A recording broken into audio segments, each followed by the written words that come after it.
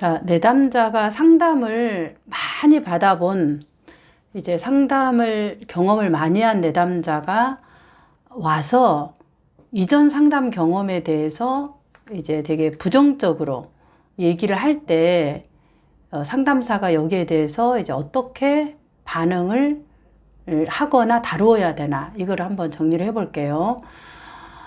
대부분 이제 상담의 경험이 내담자들 입장에서는 이제 뭐 좋은 경험 또 이게 별로인 경험 이런 이제 경험으로 나누어지죠. 또 어떤 분은 이런 부분은 좋았지만 이런 부분은 좀 아쉬웠다. 이렇게 이제 세 가지 분류로 얘기를 해요. 그러면 우리가 아주 되지 않는 이상은 그 경험이라는 게 좋은 경험도 있고, 그 대상관계적으로 본다면 또 이런 부분은 좀 아쉬운 것도 있고, 우리가 같이 공존하죠. 완전 배드 경험만 있고 좋은 경험만 있고 이러진 않잖아요. 대체적으로 이 두 가지가 같이 공존하는 게 사람의 경험이에요. 그런데 이제 이 내담자가 상담을 많이 받았는데 또 상담에 왔어요. 그러면 어쨌든 이 내담자께서 본인의 그런 심리적인 것들을 다루고 싶은 욕구가 있으신 거죠. 그러니까 현실에서는 내가 이런 부분을 충족할 수 없다라는 거죠. 대상 관계적인 입장에서 부모에 대한 표상이 쉽게 말하면 굿이 없어요. 배드만 있고, 지금 현재까지도 부모가 비난을 하죠. 내가 너 말 안 들어서 그렇지? 너 그러잖아. 지금도 내가 하지 말란 결혼해서 그러지? 봐. 내 말 안 들으니까 너 고생하는 거잖아. 이러면 내 힘든 부분의 배우자를 부모한테 얘기하기도 못해요. 왜? 비난만 돌아오니까.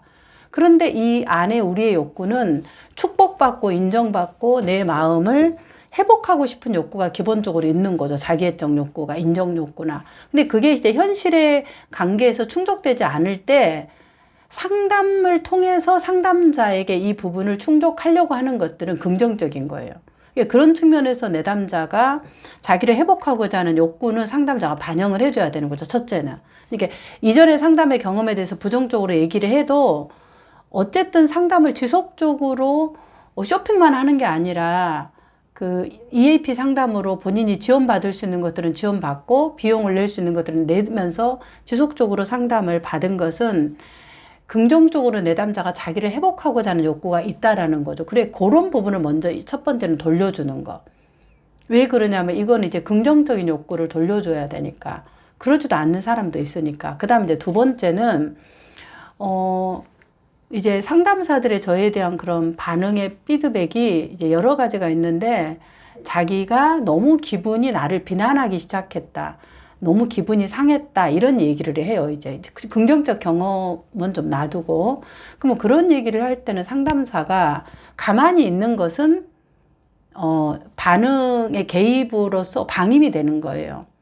그러니까 내담자께서 와서 이전에 상담의 경험에 대해서 뭐 어쩌고 저쩌고 나를 내가 돈 낼 때부터 이제 비난하고요. 저를 직면하기 시작했고요. 그 다음에 또 어쩌고 저쩌고 이런 얘기를 하잖아요. 그러면 그거는 그의 경험인 거예요. 그러면은 그 경험을 상담에서 얘기했단 말은 이 내담자께서 이 경험을 상담자한테 다루고 싶은 거예요. 그 말은 어떤 신호냐? 내가 이랬으니까 상담자 너는 나한테 그러지 마. 이런 이제 하나의 사인인 거죠. 나는 너하고 비난받으면서 이렇게 하고 싶지 않으니까 나 잘 파악해서 이런 거 하지 마. 이런 이제 사인인 거죠. 큰 게는. 근데 이제 상담자는, 그럼 내가 비난하지 말아야지. 우리가 비난하는 상담사가 어디 있어요?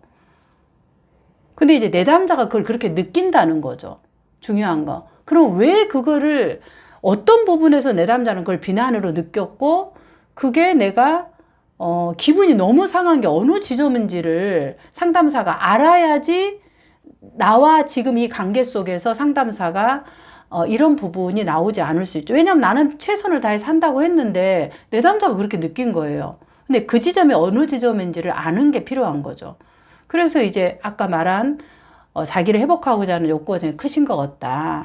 그리고 지속적으로 이렇게 상담을 받는 게 쉽지 않으신데 또 오셨는데, 그러면 이제 상담의 경험이 그렇게 사실은 기분이 너무 상했고 비난했다면 다시는 안 왔을 것 같다. 근데 다시 온 이유는 굉장히 자기 회복의 욕구가 있어 보인다.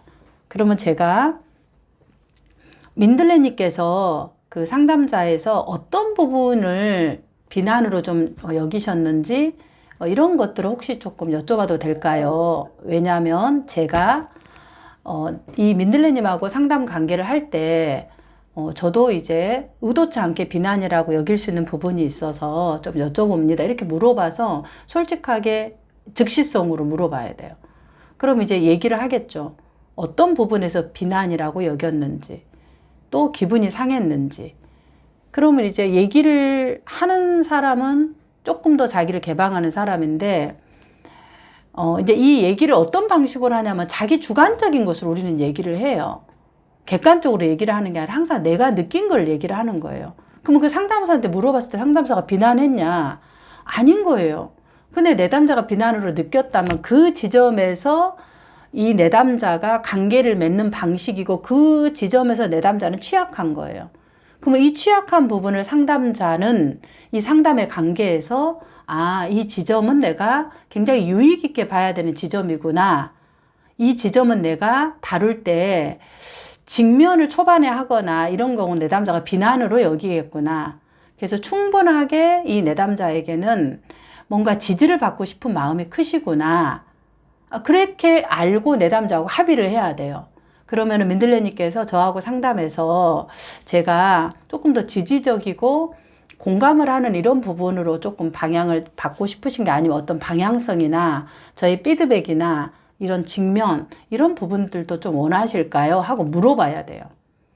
왜냐하면 그러지 않으면은 내담자들은 이 부분을 가져가는 것들이 자기의 방식으로 해석해서 가져가요. 그래서 저도 이제 상담을 할 때 특히 다내기 상담, 초기 상담, 이제 교육 분석 같은 경우는 상담사로서 자기를 봐야 되기 때문에 굉장히 직면을 해줘요. 근데 그것도 직면을 받을 만한 사람에게 해주는 거죠. 뭐 그러지 않는 사람에게는 직면이라는 거는 아무나 받는 건 아니거든요. 그런데 그러지 않는 내담자에게는 항상 첫 회기에 특히 다내기 상담이나 이런 부분은 이제 자기에 대한 걸 알고 싶을 때 첫 회기 항상 물어봐요. 자, 우리 그 민들레님은 오늘 50분 상담에서 조금 제가 이 어려움의 고통에 대한 부분에 대해서 좀 제가 지지적이고 공감적인 것들을 해주기를 원하시나요? 아니면 어떤 지금 어려움들을 어떤 방향으로 내가 해야 될지에 대한 방향성을 조금 원하실까요? 이렇게 물어봐요. 항상 처음 구조화라고 시작할 때. 왜냐하면은 나는 내 나름대로 한다고 했는데 상대가 지금 이게 뭐야? 공감만 하고 상담이 뭐야? 이런다고. 많은 내담자들이 내가 공감만 받으러 왔어 이러고 또 뭔가 방향성을 해주면 아니 내가 공감도 안 받고 방향성만 한 거야. 도대체 돈이 아깝고 뭐야? 이런 이제 이 얘기들을 막 축을 갖고 내담자들이 이렇게 막 얘기를 하는 거예요. 다 맞춰줄 수 없다. 그러면 어떻게 한다? 최소치의 그 욕구를 접근해야 돼요. 그래서 초반에 물어보는 거예요. 특히 내담자께서 이런 내가 상담 받았는데 기분이 상했고요. 아주 뭐 어째서 이런 얘기할 때는 반드시 어느 지점에서 그랬는지 그리고 어떻게 기분이 상했고 그거를 상담사에게 얘기를 했는지 아니면 그냥 기분이 상하면 관계를 단절하는 건지 이것도 관계 패턴이니까 이 부분을 물어봐야 치료적으로 지금 나와 이 내담자의 관계에 대한 것을 새롭게 구성해서 치료적으로 내담자에게 돌려줄 수 있고 상담자도 유능감을 갖고 상담을 할 수 있는 거죠. 그러면은 내가 방향성을 갖고 한다는 말은 조금 더 직면이 들어가고 조금 더 제가 질문을 좀 더 깊이 있는 질문을 해야 되는데 괜찮으실까요? 물어봐야 돼.